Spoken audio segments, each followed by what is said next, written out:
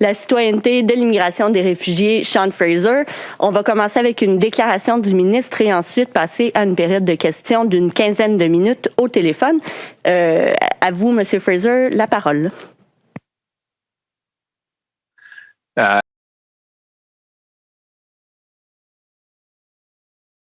Good morning, everyone, and thank you.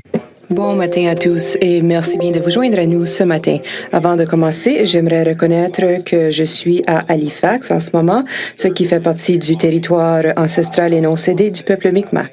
J'aimerais également remercier ceux d'entre vous qui travaillent dans des circonstances particulièrement difficiles à Ottawa. Les membres de la presse canadienne font un travail essentiel pour la démocratie canadienne. Alors, je vous en remercie. I'd like to reflect. J'aimerais tout d'abord commencer en disant que, à l'exception des populations autochtones, tout le monde au Canada a une histoire d'immigration dans son passé. Le Canada est une terre d'accueil, a toujours été une terre d'accueil pour des millions de personnes, qu'ils soient d'Écosse comme mes ancêtres, ou de l'Afrique, de l'Asie, de l'Europe, de l'Amérique du Sud, peu importe d'où ils viennent, les immigrants ont bâti le Canada. L'histoire du Canada est bâtie sur les histoires de tous ces immigrants. Des centaines de milliers de personnes de par le monde choisissent le Canada tous les ans. Les Canadiens ont toujours été fiers du fait que les gens veulent venir s'établir au Canada, qu'ils veulent commencer leur nouvelle vie au Canada. Nous avons démontré comment des personnes provenant de différentes parties du monde peuvent vivre ensemble pacifiquement pour créer l'un des pays les plus prospères et accueillants au monde. Les nouveaux arrivants ont toujours contribué à l'économie canadienne. Au cours des dernières années, on a remarqué à quel point l'immigration est essentielle pour le Canada et les communautés. Ces personnes viennent pallier le manque de main-d'œuvre au Canada, nous aident à nous rebâtir après la pandémie. Les nouveaux arrivants ont joué des rôles essentiels aux premières lignes, que ce soit dans les hôpitaux, dans la production alimentaire, dans les opérations agricoles, sur les petites et grandes exploitations agricoles. Ces personnes s'assurent que nous ayons accès aux biens dont nous avons besoin, travaillent dans le secteur du transport également pour qu'on puisse avoir accès à tout cela dans nos communautés.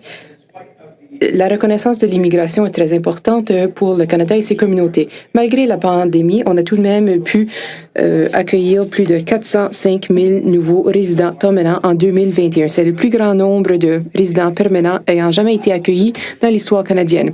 Ces niveaux d'immigration très élevés créent de nouveaux débouchés pour notre pays, mais il y a des défis. Comme nous le savons, surtout au cours des 2 dernières années, il y a eu énormément de défis. J'aimerais vous parler des premiers mois du travail que j'ai fait dans mon poste. J'ai beaucoup écouté les Canadiens. J'ai écouté les gens qui nous disent à quel point il était important que nous ayons pu traiter les dossiers d'un nombre record de nouveaux arrivants. Mais si on pense au niveau individuel, l'expérience peut être frustrante pour les personnes qui essaient de venir au Canada. Des personnes qui viennent combler les écarts au Canada, qui viennent régler les problèmes que nous avons avec des manques de main-d'œuvre, des gens qui essaient de se réunir avec leur époux, épouse, leurs enfants. Et nous avons vu des retards dans le cadre de cette pandémie, ce qui fait en sorte que ces gens ne peuvent pas aller de l'avant avec leur vie. Alors, si je veux souligner quelque chose, c'est que ces défis découlent de la pandémie. C'est très difficile d'essayer d'accueillir un nombre record de nouveaux arrivants alors que les mesures de sécurité publique et les restrictions de déplacement de par le monde ont créé des obstacles sans précédent. Étant donné tous ces défis et ces obstacles, nous avons dû changer notre stratégie. Nous avons fait tout ce que nous avons pu. Et à l'époque, nous avons fait ce qu'il fallait faire. La grande majorité des nouveaux résidents au Canada étaient déjà au pays. 62% étaient des immigrants économiques qui allaient nous aider à rebâtir l'économie.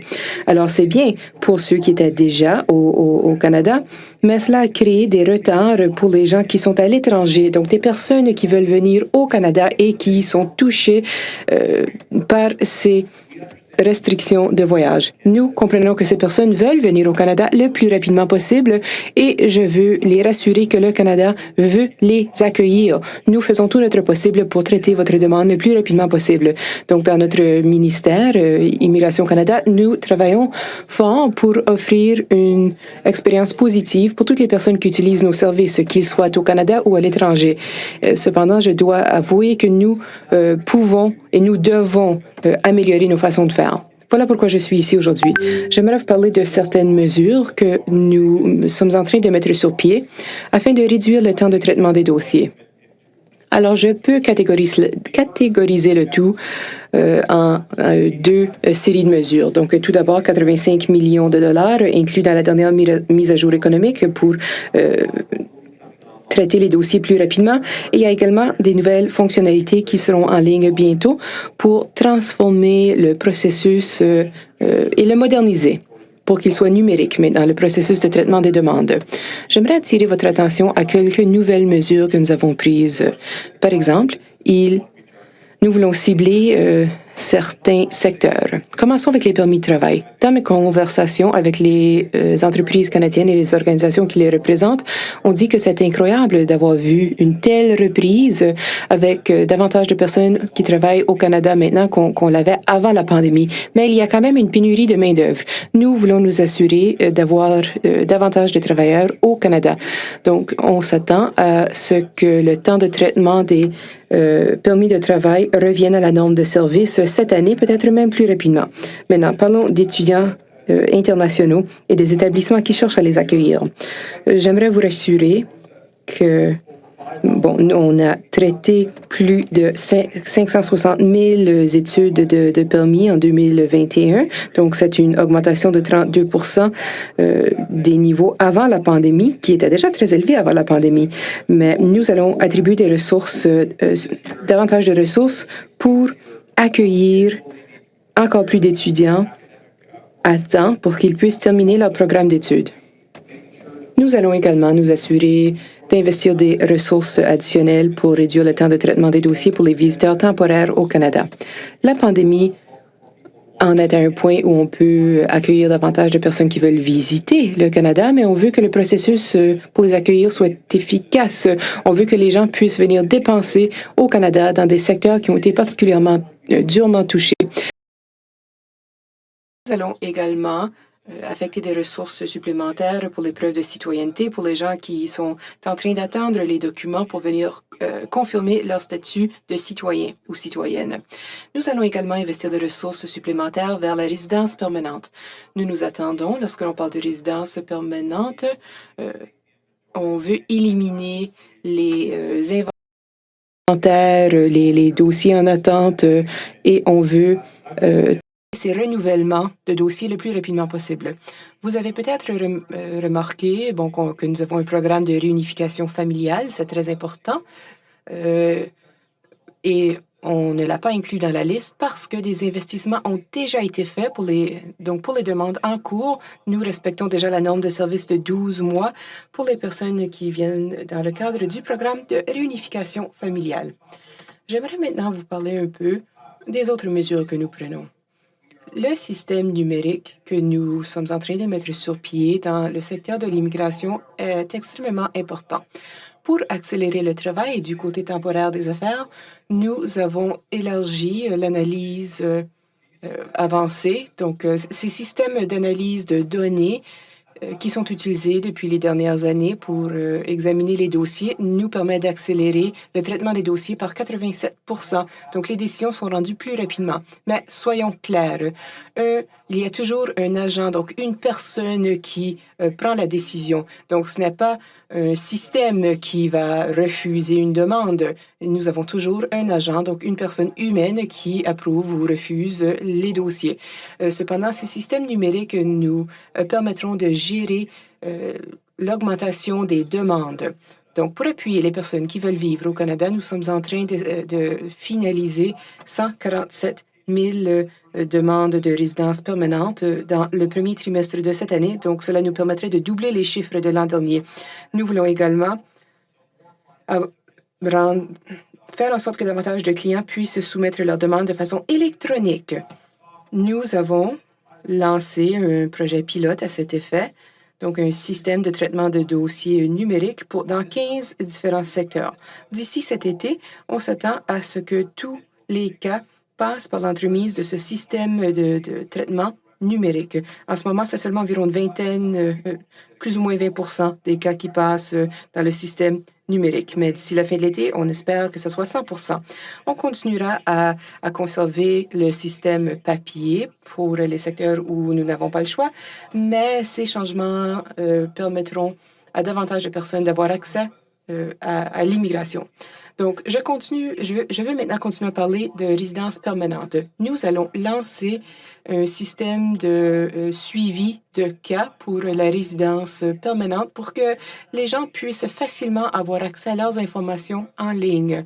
Cela permettra de régler l'une des frustrations principales que j'ai entendues. Les gens essaient de communiquer avec quelqu'un à Immigration Canada ou appellent leur député pour avoir des mises à jour, veulent savoir ce qui se passe. Maintenant, ils pourront tout simplement aller en ligne et voir les mises à jour, voir ce qui se passe avec leur dossier. Maintenant, pour les personnes qui sont déjà au Canada, nous avons mis sur pied un portail pour permettre aux demandeurs de résidence permanente que de finaliser leur processus et de recevoir leur résidence permanente sans interaction en personne. Donc, ils recevront leur papier. Donc, au cours de la dernière année, nous avons vu que des milliers de nouveaux résidents ont utilisé ce portail. Et c'est très important puisque nous avons vu que les variants ont des répercussions sur nos opérations au Canada et ailleurs. Lorsque la pandémie a fait en sorte que les gens ne pouvaient plus aller en personne chercher leur documentation, ça veut dire qu'ils devaient attendre que les services en personne reprennent. Maintenant, avec ce nouveau portail numérique pour finaliser ces demandes, les gens pourront finaliser leur statut de résidence permanente sans avoir cette interaction en personne et pourront compléter le processus de façon numérique. Il y a quelque chose d'autre qui est frustrant. Il y a 60 000 demandeurs qui sont au Canada aujourd'hui qui attendent de compléter leur assermentation pour la citoyenneté. C'est l'étape finale pour obtenir la citoyenneté canadienne. Alors, on a eu 300 cérémonies. Nous avons 300 cérémonies virtuelles tous les mois avec des centaines de milliers de nouveaux Canadiens qui ont été assermentés électroniquement depuis avril 2020, mais nous savons que nous pouvons faire mieux. Nous pouvons avoir davantage de nouveaux citoyens. Alors, nous allons accroître la quantité de cérémonies et nous allons chercher à avoir davantage de demandeurs qui peuvent qui peuvent être inclus dans une cérémonie virtuelle. Nous voulons également avoir une option pour les personnes qui veulent signer une attestation et célébrer leur citoyenneté plus tard. Lorsque ces mesures seront disponibles, on pourra ainsi réduire le temps d'attente. Enfin, et ceci c'est très important puisque ça répond directement à des préoccupations que j'ai souvent entendues. De nombreux demandeurs pensent venir au Canada et ensuite vont voir le temps de traitement des dossiers sur le site Web d'Immigration Canada. Et ils voient que les temps partagés là ne respectent pas nécessairement ce qu'ils voient, ce qu'ils constatent de leurs propres yeux. Alors nous allons chercher à communiquer des normes de service plus exactes, également davantage d'informations sur les mises à jour. Nous voulons attirer davantage de personnes dont on a besoin. Le Canada doit faire en sorte que son système d'immigration fasse partie du 21e siècle. Alors, ces mesures, c'est un pas dans la bonne direction. Mais soyons clairs, ce n'est pas la solution à tout ici. La pandémie a créé énormément de défis dans notre système. Les problèmes n'ont pas été créés du jour au lendemain, alors on ne pourra pas les régler du jour au lendemain. Mais ces mesures nous permettront de faire du bon travail, de commencer à améliorer la situation pour revenir à des normes de service auxquels peuvent s'attendre les Canadiens et les nouveaux arrivants. Nous savons qu'il faut faire davantage d'investissements et je continuerai à faire des mises à jour par rapport aux outils qui nous aideront à respecter ces objectifs. Dans la pandémie, nous avons vu comment l'immigration continue à profiter aux Canadiens. Cela aide à faire croître l'économie. Ces nouveaux arrivants font en sorte que les communautés sont un endroit où il fait bon vivre. Le Canada continuera à avoir besoin de ces nouveaux arrivants avec leur talent et leurs compétences et nous avons bien la chance que d'énormément de personnes de par le monde continuent de choisir le Canada comme un endroit où venir s'installer et bâtir leur avenir. Le Canada n'a jamais été un meilleur endroit où vivre, où étudier, où travailler. Nous voyons qu'il y a de plus en plus de personnes de par le monde qui veulent s'installer au Canada et nous voulons que cette tendance continue. Nous allons continuer à transformer le système d'immigration. Nous allons continuer à veiller à ce que le Canada puisse continuer à être compétitif et avoir le meilleur service à la clientèle possible. Avec ces changements à notre système, nous voulons solidifier le Canada comme une destination de choix pour les Canadiens, pour toutes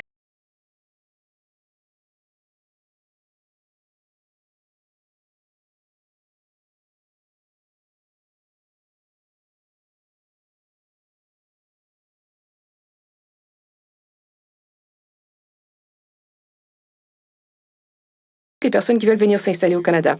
Alors, ces personnes pourront contribuer au Canada pendant des générations à venir. Notre travail n'est pas terminé et nous allons continuer à moderniser notre système d'immigration pour maintenir la tradition canadienne d'accueil d'immigrants et pour renforcer nos communautés également. J'aimerais vous remercier et je serai ravie de répondre à toutes vos questions. Merci beaucoup. Merci beaucoup, Monsieur le ministre. Nous pouvons maintenant prendre des questions au téléphone. Vous pouvez poser une question de suivi. Thank you. Merci. Please press star 1 on the device's keypad if you have a question. N'hésitez pas à faire étoile 1 pour toute question. The first question is from Brajat Sohal from Red FM. Please go ahead. Your line is open. Good morning, Minister. Question. Bonjour, Monsieur le ministre. Vous avez précédemment, dans une entrevue, mentionné que des personnes qui ont un statut illégal pourraient recevoir l'amnistie au Canada, étant donné leur contribution à la société et à l'économie. On entend maintenant qu'il y a énormément de femmes vulnérables qui ont un statut illégal après avoir fait l'objet de trafic humain. Alors, ils sont également pris dans le système, étant donné leur statut d'immigration au Canada. Est-ce que le gouvernement canadien prévoit une solution pour ces femmes vulnérables? Réponse du ministre. Eh bien, tout d'abord, merci beaucoup de cette question. Dans les communautés canadiennes, la réalité inclut ce trafic de personnes. C'est en Nouvelle-Écosse, par exemple, dans la province d'où je suis, c'est un problème atroce. Nous voulons mettre sur pied un plan pour formaliser et reconnaître le statut d'immigration permanent pour ces personnes sans documents qui font une contribution au Canada. Donc, nous avons appris des solutions. Nous avons appris beaucoup dans le cadre d'un projet pilote pour mieux accueillir les personnes qui sont au Canada sans statut légal. Nous avons beaucoup appris, par exemple, par l'entremise du programme des anges gardiens. On sait que ces personnes continuent à apporter des contributions au Canada lorsque leur statut est normalisé, puisqu'ils peuvent évoluer sans avoir peur d'être déportés. Alors, nous pouvons maintenant en apprendre d'après notre expérience avec ce programme et nous continuons à discuter avec différentes parties prenantes au Canada pour régulariser le statut des travailleurs sans documents, y compris les personnes vulnérables dont vous avez parlé. Question de suivi. Bon, vous avez parlé des visas étudiants. Vous avez dit qu'il y aurait une augmentation du nombre de cas et une accélération des cas. Si on pense à la famille qui a perdu sa vie tragiquement à la frontière du Manitoba récemment, il y a une personne qui était venue au Canada avec un statut, un visa d'études illégal. Alors, je me demande, avez-vous eu la chance de voir comment la personne a pu obtenir ce visa de façon illégale? Merci de votre question. J'hésite à commenter la question alors qu'il y a une enquête en cours. Je dirais cependant que dans mon poste, il y a des situations difficiles dont on entend parler. Il faut faire preuve de compassion lorsqu'on pense à ce drame, par exemple, de cette famille, une famille au complet qui a perdu leur vie près d'Emerson. Alors, il faut continuer à travailler pour faciliter l'immigration au Canada. Donc, lorsque l'on parle du programme de visa pour étudiants, il y a différentes mesures que nous pouvons prendre.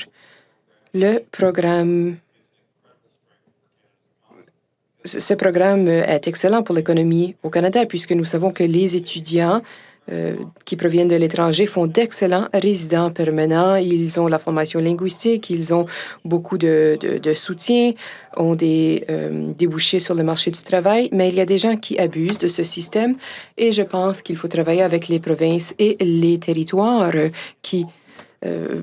et tous ensemble, nous pourrons faire un meilleur travail pour nous attaquer aux personnes qui abusent du système. Alors, vous avez parlé d'une situation, mais nous savons qu'il y en a énormément de ces histoires d'étudiants sans soutien qui viennent ici, qui pensent pouvoir étudier et travailler, à qui on a raconté toutes sortes d'histoires, des gens qui gagnent beaucoup d'argent en vendant ces mensonges. On those bad acts. Il faut donc trouver ces mauvais acteurs. Et il y a des gens qui profitent du système parce qu'il y a des comportements frauduleux et on ne tolérera plus ces comportements. Vous comprenez que je ne peux pas vous donner les détails des enquêtes, mais il faut naturellement trouver ces mauvais acteurs dans le système.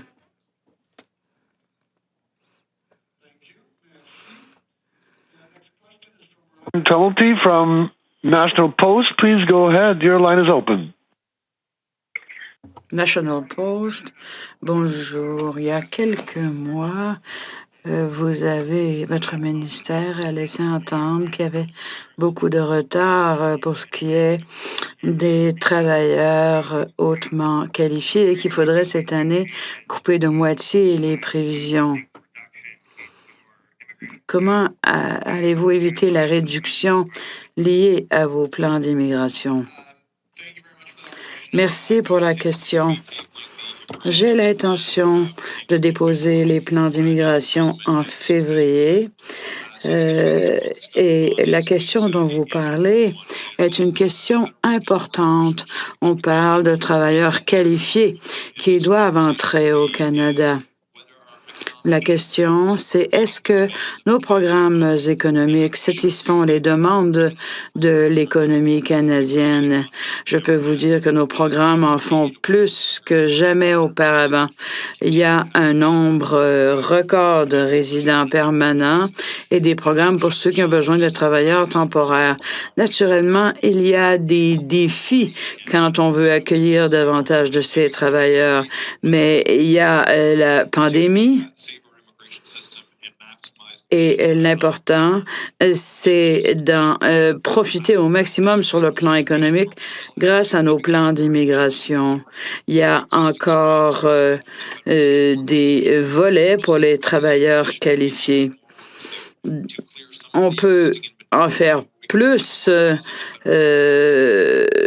ce niveau-là. J'ai pas de date pour vous, car il faut voir comment les choses se développeront au cours des prochains mois pour faire venir des travailleurs qualifiés. On ne veut pas qu'ils attendent nécessairement plus longtemps dans la file d'attente, mais on a prévu des niveaux d'immigration qui fait qu'il y aura de plus en plus de migrants économiques au Canada et ainsi on pourra peut-être après accueillir davantage de travailleurs qualifiés. Il y a du travail à faire avant qu'on y arrive et quand on aura les détails, les calendriers, les dates, je m'arrangerai pour que cela soit du domaine public. Question de suivi.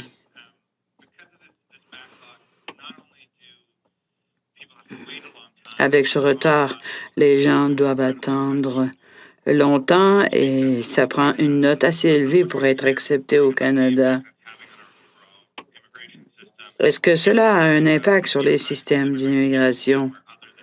Et ne craignez-vous pas que ces travailleurs qualifiés aillent voir ailleurs parce que chez nous, il y a trop de retard? Réponse. Quand on parle d'attirer des travailleurs qualifiés pour qu'ils puissent venir travailler au Canada, on est les meilleurs au monde pour attirer ce genre de compétences, les meilleurs au monde. On accueille un grand nombre de migrants économiques pour alimenter la croissance du pays. Mais vous avez mis le doigt sur quelque chose d'important. Vous savez, étant donné la COVID-19, on est tous pris avec des pénuries de main-d'œuvre. Bon, certains veulent profiter de l'immigration pour augmenter leur potentiel, mais ceux qui vont attirer cette main-d'œuvre vont s'en tirer plus rapidement. C'est sûr que dans certains pays, il y a moins d'attentes qu'ici, mais n'oubliez pas qu'il y a le programme, les programmes provinciaux, le programme de l'Atlantique qui est permanent dans ma région. Donc, partout dans le système, on est prêt et on est encore les premiers au monde pour attirer des talents. Mais il faut continuer à en faire plus. Il ne suffit pas d'être le meilleur au monde. Il faut également qu'on soit les meilleurs par rapport à nous-mêmes. Il faut augmenter l'immigration. Il faut investir pour réduire les temps d'attente. Il faut envoyer un message au monde. On veut que les travailleurs et travailleuses viennent au Canada. Donc, il y a des nuances là, mais quand je regarde le système dans son ensemble, je me dis oui, c'est certain que le Canada est parmi les meilleurs au monde pour ce qui est d'accueillir des nouveaux arrivants afin de soutenir nos économies régionales. Merci. From CIC News. Please go ahead. Your line is open. Minister Fraser. Merci, Monsieur le ministre Fraser.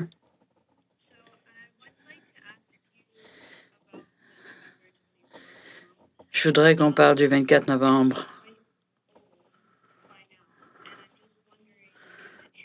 Est-ce que c'est vrai que les admissions express seront coupées de moitié?